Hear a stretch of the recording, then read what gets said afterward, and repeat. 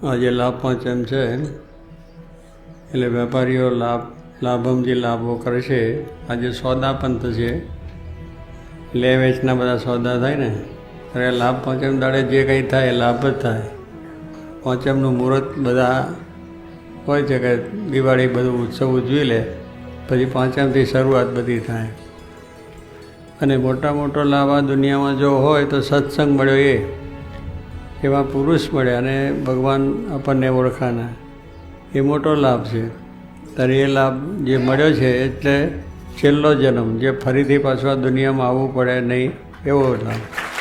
તો આપણે પેલો વિશ્વાસ જોઈએ, શાસ્ત્રોમાં જોઈએ, મોટા પુરુષમાં જોઈએ તો આપણું બધું કામ થઈ જાય.